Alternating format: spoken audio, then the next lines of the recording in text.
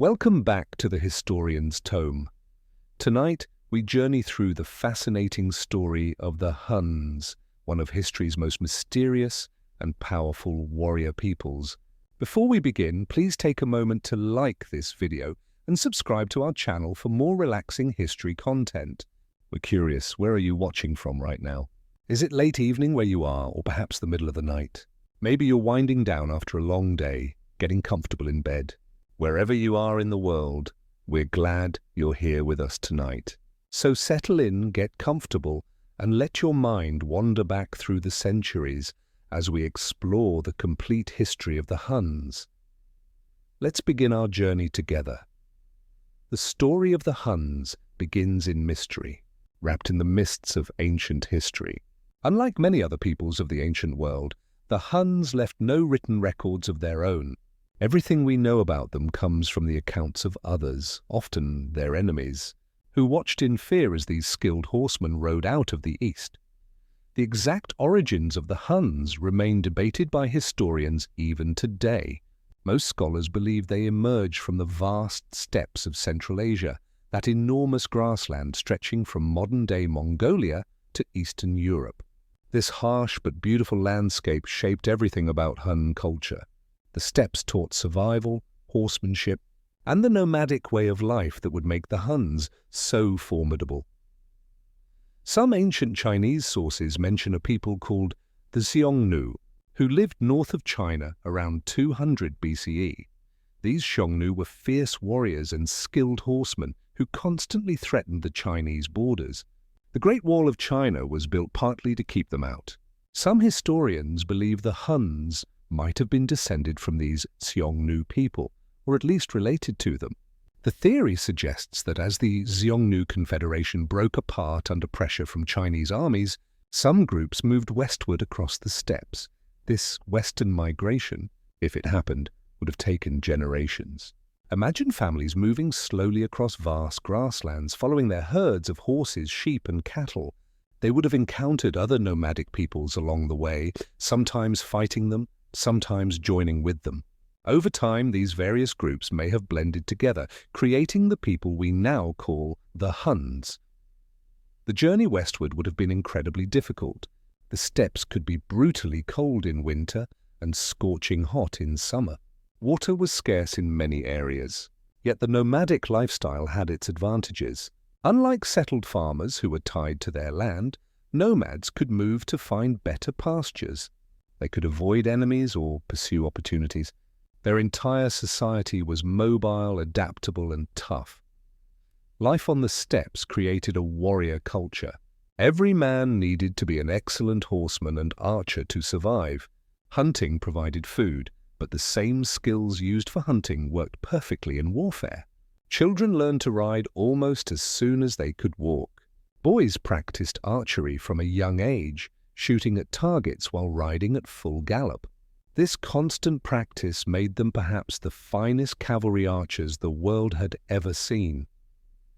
The Huns lived in felt tents called yurts, which could be quickly dismantled and moved. Their diet consisted mainly of meat and mare's milk, which they sometimes fermented into an alcoholic drink called kumis. They wore practical clothes made from animal skins and felt, designed for riding and surviving harsh weather. Everything about their lifestyle centered on horses and mobility. By around 350 CE, the Huns had reached the regions north of the Black Sea and the Caspian Sea. Here, they encountered the Alans, another nomadic people who lived in the area. The Alans were skilled warriors themselves, but they had never faced anyone quite like the Huns. The Hun tactics of swift cavalry charges, feigned retreats, and devastating arrow storms overwhelmed the Alans. Many Alans were defeated and absorbed into the Hun Confederation, adding their strength to the growing Hun forces. The arrival of the Huns in this region would have enormous consequences for Europe. The peoples living in Eastern Europe had maintained a relatively stable balance of power for generations. The Huns were about to shatter that balance completely. Their appearance set off a chain reaction of migrations and invasions that would reshape the entire continent. The Huns brought with them new military technology and tactics that the peoples of Europe had never encountered. Their composite bows, made from wood, horn, and sinew, were more powerful than the simple wooden bows used by most European armies. These bows could pierce armor at considerable distances. The Huns could shoot accurately while riding at full speed, something that required incredible skill and years of practice. Perhaps most importantly, the Huns brought a level of mobility that European armies couldn't match. Roman and Germanic armies moved relatively slowly, tied to their supply trains and unable to move far from their bases. The Huns, carrying everything they needed with them, could cover vast distances quickly. They could appear suddenly, strike hard, and disappear before their enemies could respond. As word of the Huns spread, fear spread with it. Strange stories circulated about these mysterious warriors from the east. Some said they were demons or monsters. Others claimed they never dismounted from their horses, even sleeping in the saddle. While these stories were exaggerations, they reflected the terror that the Huns inspired in those who faced them. The arrival of the Huns in Eastern Europe around 370 CE triggered one of the most significant events in European history, known as the Migration Period or the Barbarian Invasions. The Huns didn't just conquer territory themselves, their very presence pushed other peoples westward, creating a domino effect that would ultimately contribute to the fall of the Western Roman Empire. The first major victims of Hun expansion were the Goths, a Germanic people divided into two main groups, the Ostrogoths in the east and the Visigoths in the west. The Ostrogoths lived in the rich lands north of the Black Sea, in what is now Ukraine. They had established a prosperous kingdom and had grown wealthy from trade with the Roman Empire. They felt secure in their power and territory. Then the Huns arrived.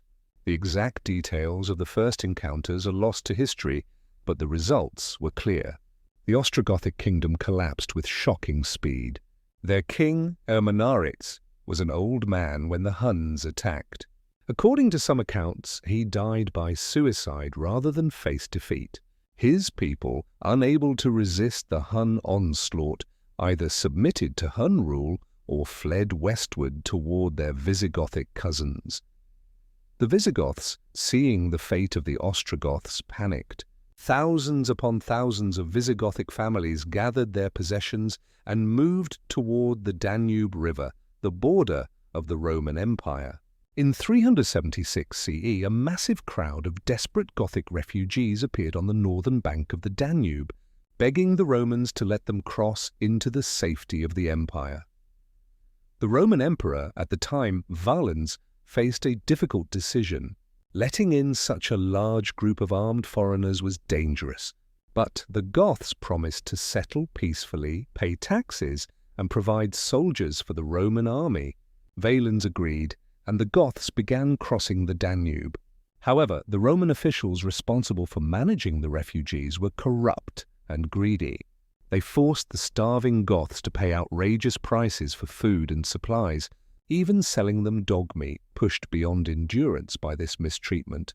The Visigoths revolted in 377 CE. They were joined by other Gothic groups, escaped slaves, and even some Roman deserters. The rebellion spread rapidly. Emperor Valens personally led an army to crush the revolt. On August 9, 378 CE, at the Battle of Adrianople, the Goths annihilated the Roman army. Valens himself died in the battle, possibly burned alive in a farmhouse where he had taken refuge. The Battle of Adrianople shocked the Roman world. It proved that barbarian armies could defeat Rome's legions in open battle. The Visigoths eventually settled in the empire as allies, but they would remain restless. In 410 CE, under their king Alaric, they would sack Rome itself, the first time the Eternal City had fallen to a foreign enemy in 800 years. Meanwhile, the Huns consolidated their control over the peoples they had conquered. Rather than destroying these groups entirely, the Huns typically forced them to become vassals. Conquered peoples had to provide warriors for Hun armies, pay tribute, and acknowledge Hun overlordship, but they could often keep their own leaders and customs. This system allowed the Huns to build a vast empire without needing a large administrative system. The Hun Confederation grew to include not just other nomadic peoples like the Alans, but also Germanic tribes like the Gepids, Heruli, and even some of the Ostrogoths. At its height, the Hun Empire stretched from Central Asia to Central Europe, controlling or influencing a vast territory. Yet it remained a nomadic empire with no real cities or permanent capital. The Huns still lived in their tents and followed their herds, even as they commanded tribute from settled peoples. During this period, the Huns also began raiding the Eastern Roman Empire, also known as the Byzantine Empire. Unlike the Western Empire, which was already weakening, the Eastern Empire remained wealthy and powerful. Its capital, Constantinople, was perhaps the richest city in the world. The Huns discovered they could extract enormous amounts of gold from the Eastern Romans simply by threatening to raid their territories. The Eastern Roman emperors found it cheaper to pay the Huns to go away than to fight them.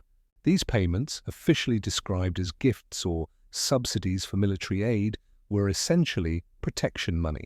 The Huns would receive thousands of pounds of gold, along with other valuable goods, in exchange for promises not to attack Roman territory.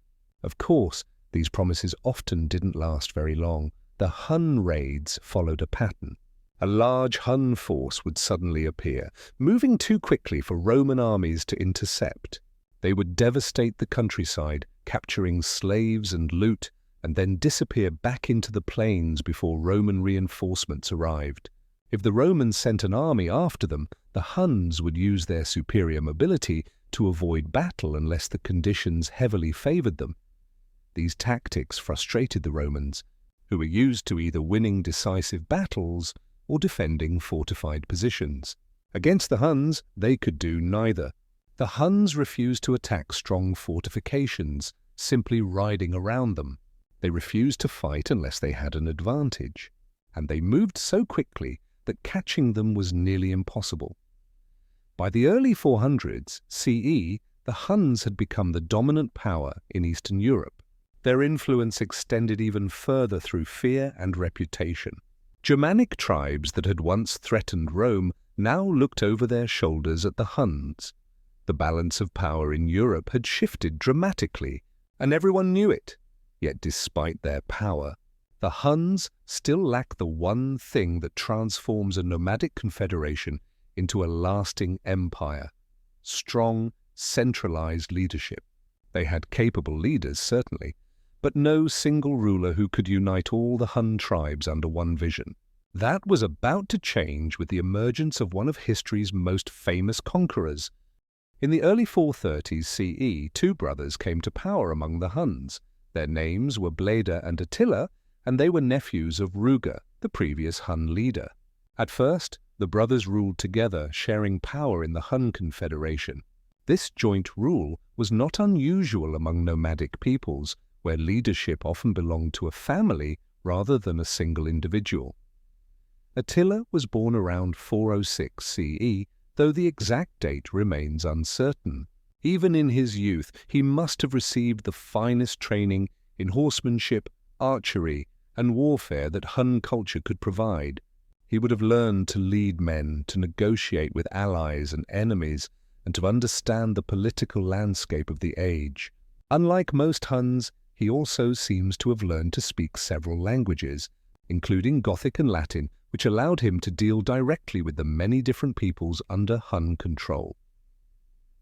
The brothers' first major action was to renegotiate the treaty with the Eastern Roman Empire.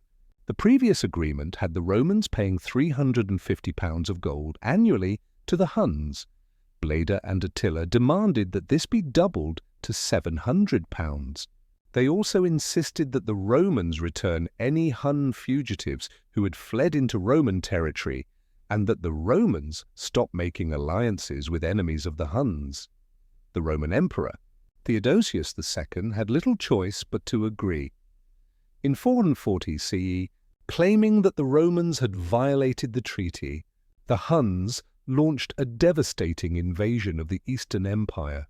They struck along the Danube frontier, capturing and destroying numerous Roman cities. Places that had stood for centuries were reduced to ruins. The city of Nisus, birthplace of Constantine the Great, was left so thoroughly destroyed that years later, travelers reported that the bones of the dead still covered the ground and the stench of death hung in the air. The Eastern Romans, caught off guard and distracted by wars with Persia, could offer little resistance. City after city fell to the Huns. Those cities that did resist were besieged using sophisticated siege equipment, which surprised many observers. The Huns, known as nomadic horsemen, had learned siege warfare, possibly from engineers captured from conquered peoples. They used battering rams, siege towers, and even catapults. During this campaign, the Huns demonstrated a level of organized cruelty designed to break the will of their enemies. Cities that surrendered quickly were spared but had to pay heavy tribute. Cities that resisted were destroyed completely, their populations killed or enslaved. This policy encouraged quick surrender, which saved Hun lives and resources while still achieving their goals. In 445 CE, Bleda died under mysterious circumstances. The historical sources are unclear about exactly what happened, but most historians believe Attila had his brother killed. With Bleda gone, Attila became sole ruler of the Hun Empire. He was now the undisputed leader of the most powerful force in Europe. Under Attila's singular leadership, the Hun Empire reached its greatest extent and power. Attila proved to be not just a brilliant military commander, but also a skilled diplomat and administrator. He understood how to play different groups against each other, how to use both threats and rewards to get what he wanted, and how to maintain control over his vast confederation of different peoples. Attila established what passed for a capital at a location somewhere in the Great Hungarian Plain, though its exact location has never been definitively identified. Here, in a large complex of wooden buildings surrounded by a wooden palisade, Attila held court. Ambassadors from across Europe came here to negotiate with the Hun king, bringing rich gifts and hoping to win his favor or at least avoid his wrath. Contemporary descriptions of Attila paint an interesting picture. Unlike the wealthy Roman emperors who dressed in silk and gold, Attila wore simple clothes and ate from wooden plates while his guests used silver and gold. He was reportedly short and stocky with a broad chest, a large head, small eyes, a thin beard, and a flat nose. His appearance was said to reflect his steppe origins, and he showed no interest in adopting Roman fashions or manners. Despite his simple personal style, Attila understood power and pageantry. His court became famous across Europe. He had multiple wives following Hun custom and maintained a large household. Skilled craftsmen, poets, and even a Roman court jester served in his court. He received embassies from across the known world and made decisions that affected millions of people. Attila continued to pressure the Eastern Roman Empire, extracting ever larger payments. By 450 CE, the annual tribute had risen to an enormous 200 pounds of gold. The Eastern Romans, desperate to stop the bleeding of their treasury, finally decided to try assassination. They sent an embassy to Attila that included a man tasked with killing the Hun king. The plot failed spectacularly. Attila's spies discovered the assassination attempt, but rather than killing the Roman ambassadors, Attila used the incident for maximum diplomatic advantage. He exposed the plot publicly, humiliating the Eastern Romans and forcing them to apologize and pay even more gold. The failed assassination actually strengthened Attila's position by proving that even the mighty Roman Empire feared him enough to resort to such desperate measures. With the Eastern Empire thoroughly cowed, Attila turned his attention westward toward the Western Roman Empire. This empire was far weaker than its eastern counterpart, divided by civil wars and barbarian invasions. It seemed ripe for conquest.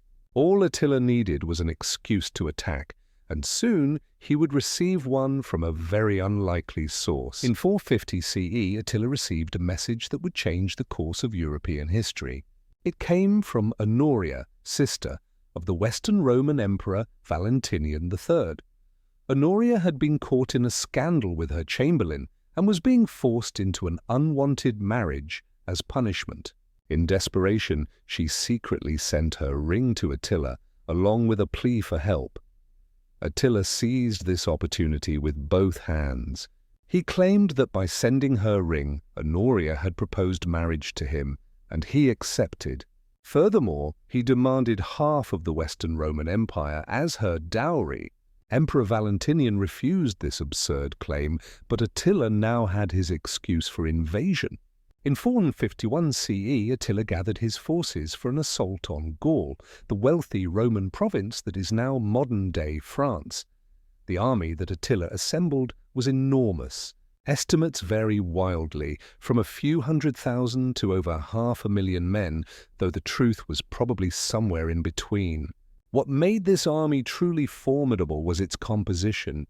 At its core were Hun cavalry archers, the finest horsemen in the world.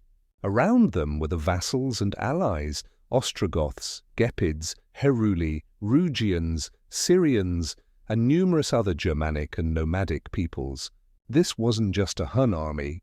It was a vast coalition of peoples under Hun leadership. The invasion began in the spring of 451. CE, the Hun army crossed the Rhine River and entered Gaul. Their approach was announced by the smoke of burning villages and the streams of refugees fleeing westward. Cities began closing their gates and preparing for siege. The Huns, moving with their usual speed, began capturing and destroying cities throughout eastern Gaul. The city of Metz fell quickly, and according to legend, all its inhabitants were killed. Numerous other cities suffered similar fates. However, some cities successfully resisted. The city of Orleans, under the leadership of its bishop Annianus, managed to hold out until relief arrived.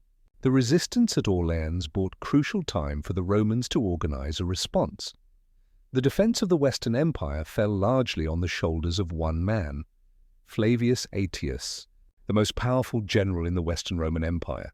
Aetius had actually spent time as a hostage among the Huns in his youth and had learned their language and ways.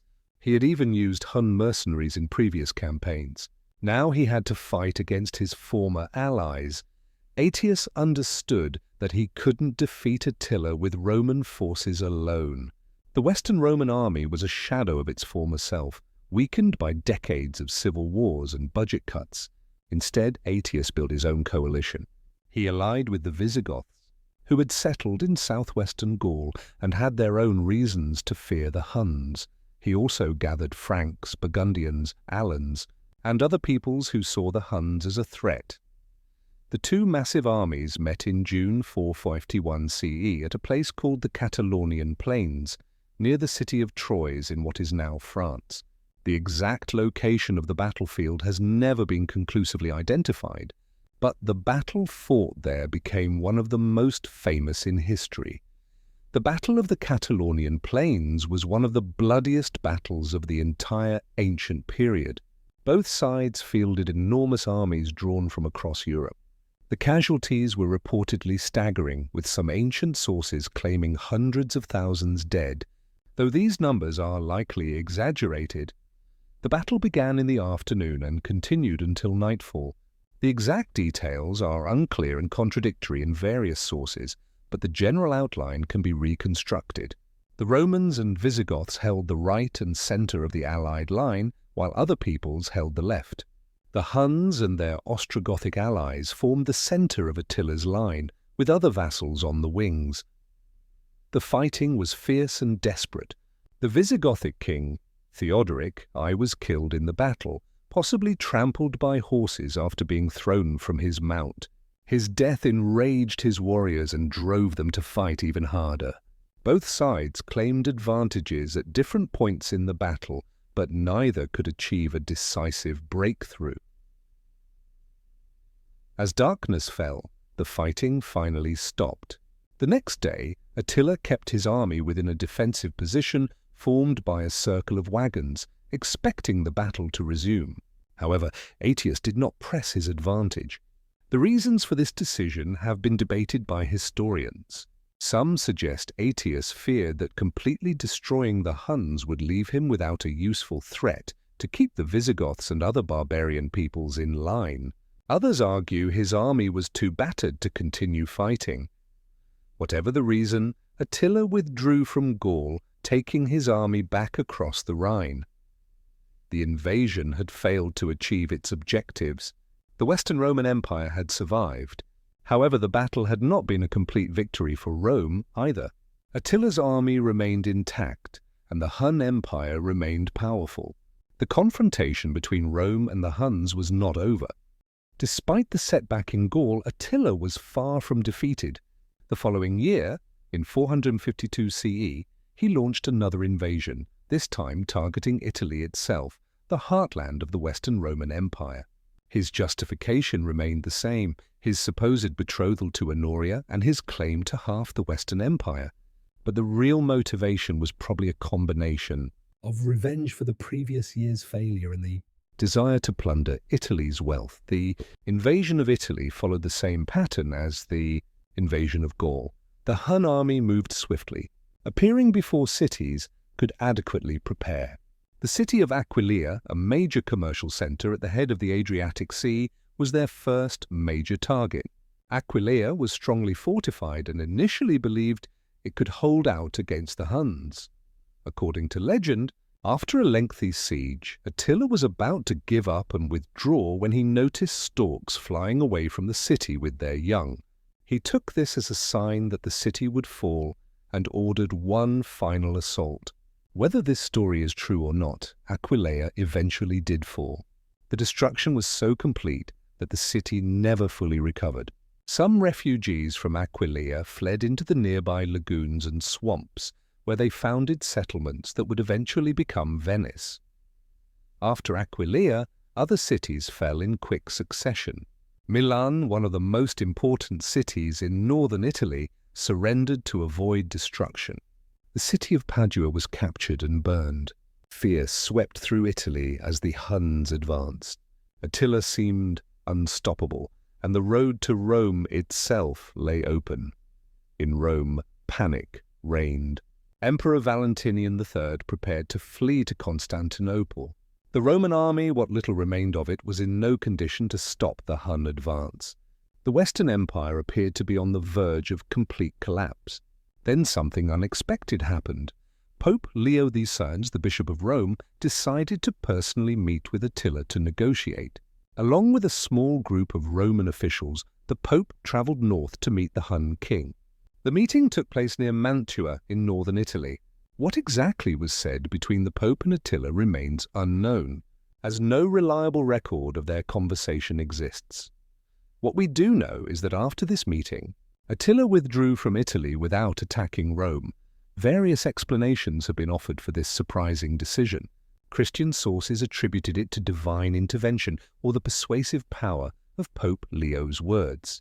Some claimed that Attila had a vision of the fate of Alaric, the Visigothic king who had sacked Rome in 410 CE and died shortly after.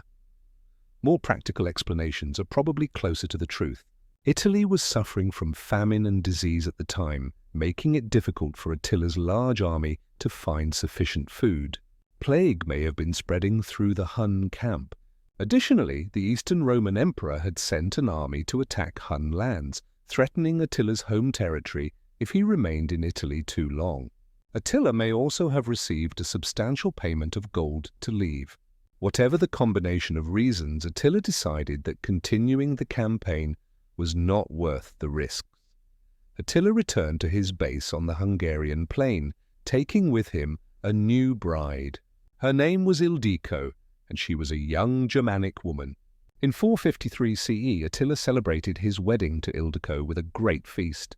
The celebrations lasted late into the night, with much feasting and drinking, as was Hun custom. The next morning, Attila's attendants became concerned when he didn't emerge from his tent. When they finally entered, they found Attila dead, and his new bride weeping beside him.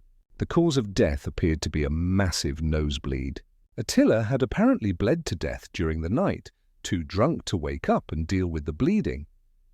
Some historians have suspected foul play, wondering if Ildiko had murdered him or if assassins had somehow struck. However, the most likely explanation is the one recorded by contemporary sources.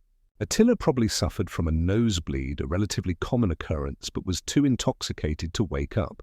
He died by drowning in his own blood, a mundane death for one of history's most feared conquerors. The Huns gave Attila a burial fit for a great king. According to the historian Jordanes, Attila's body was placed in 3 nested coffins, the innermost of gold, the next of silver, and the outermost of iron. The coffins symbolized what he had won for his people: gold and silver through conquest, iron through war. His body was buried in a secret location, and the slaves who dug his grave were killed to ensure the location would never be revealed.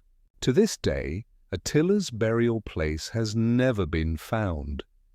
The death of Attila in 453 CE marked the beginning of the end for the Hun Empire.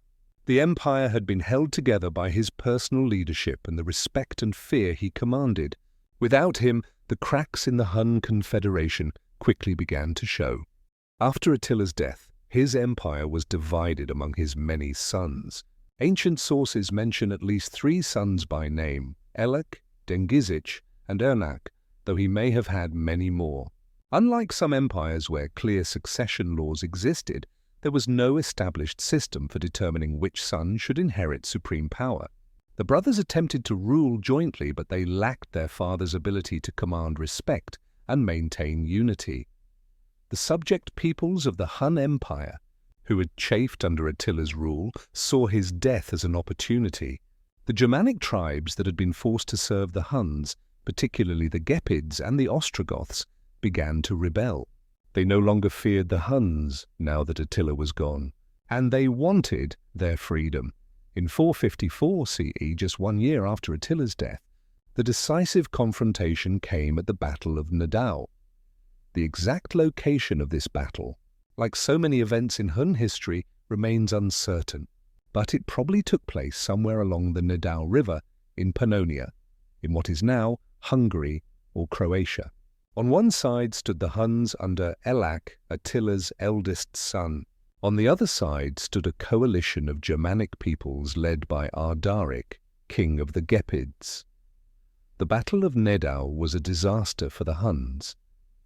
Elak died in the fighting, and the Hun army was destroyed. The victory of the Germanic peoples meant the effective end of the Hun Empire as a unified political entity. The subject peoples declared their independence and began establishing their own kingdoms on the ruins of Hun power. The remaining Huns fragmented into various groups.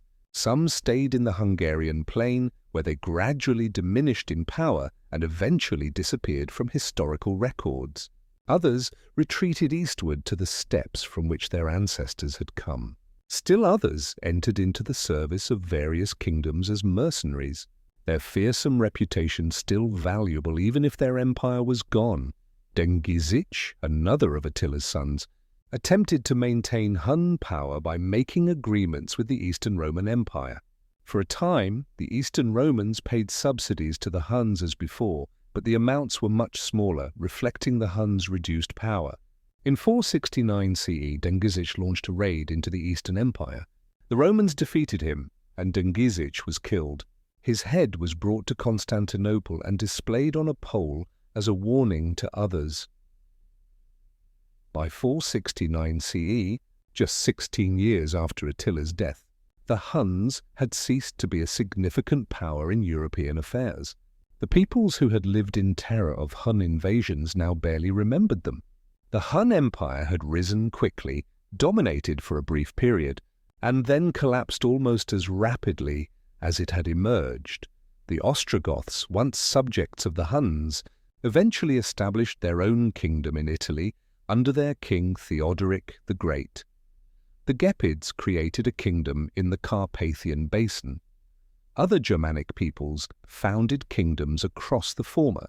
Western Roman Empire, which itself finally fell in 476 CE when the last emperor was deposed. The Huns had played a role in weakening Rome, but they did not outlast it by long. Some Huns appear to have settled down and merged with other peoples in Eastern Europe. Genetic studies suggest that Hun influence persisted in the populations of the region. Archaeological evidence shows burial customs and artifacts reflecting Hun culture continuing for some time after the empire's collapse, gradually blending with local traditions. The speed of the Hun collapse raises interesting questions about the nature of nomadic empires. The Hun Empire was based on personal loyalty to strong leaders rather than on institutions or administrative systems. When Attila died, there were no government structures strong enough to hold the empire together. Each subject people had its own identity and merely waited for an opportunity to break free. The legacy of the Huns extended far beyond their brief moment of dominance. They demonstrated that nomadic peoples could build vast empires and challenge the greatest powers of the settled world. Later nomadic confederations, including the Avars, the Bulgars, and eventually the Mongols, would follow patterns similar to the Huns, building cavalry-based empires that terrified their sedentary neighbors. The Huns also indirectly changed the ethnic and political map of Europe. By pushing the Germanic peoples westward, they helped bring about the end of the Western Roman Empire and the beginning of the Middle Ages. The kingdoms founded by the Visigoths, Franks, Vandals, and other Germanic peoples would eventually evolve into the nations of modern Europe. In popular memory, Attila became a legendary figure. In Germanic tradition, he appears in the Nibelungenlied and other sagas, sometimes portrayed as a wise king. In Hungarian tradition, he is sometimes claimed as a national hero, though the connection between the Huns and modern Hungarians is questionable. In Western European tradition, he became the epitome of the barbarian destroyer, earning the nickname the Scourge of God. The phrase Scourge of God supposedly came from Attila himself, according to later legends. He allegedly claimed that he was sent by God to punish sinful peoples. While this story is likely invented, it reflects how people remembered him as a divine punishment, a force of nature more than a man. Modern archaeology and historical research continue to uncover new information about the Huns. Burial sites attributed to the Huns have been found across Eastern Europe, containing distinctive artifacts including cauldrons, mirrors, and examples of the powerful composite bows they used. These finds help paint a more nuanced picture of Hun culture beyond the fearsome warriors described by Roman sources. DNA analysis of remains from suspected Hun burials suggests that the Huns were ethnically diverse, including people with East Asian, Central Asian, and European ancestry. This confirms what the historical sources suggest, that the Huns were not a single ethnic group, but rather a confederation of many different peoples united under Hun leadership. The Huns remind us that even the mightiest empires are temporary. They dominated Europe for just a few generations, then vanished into the mists of history. Yet during their brief time in power, they changed the world. They pushed peoples across continents, toppled ancient kingdoms, and struck fear into the hearts of emperors. As you drift off to sleep tonight, think about those vast grasslands where the Hun story began. Imagine the sound of thousands of horses galloping across the plains, the whistle of arrows in the air, and the sight of felt tents stretching to the horizon. The Huns are gone now, absorbed into history, but their story remains, a reminder of how quickly fortune can change and how even the greatest powers eventually fade away. Thank you for joining us on this journey through Hun history. We hope you've enjoyed this exploration of one of history's most fascinating peoples. Sleep well, and we'll see you in the next episode of The Historian's Tome.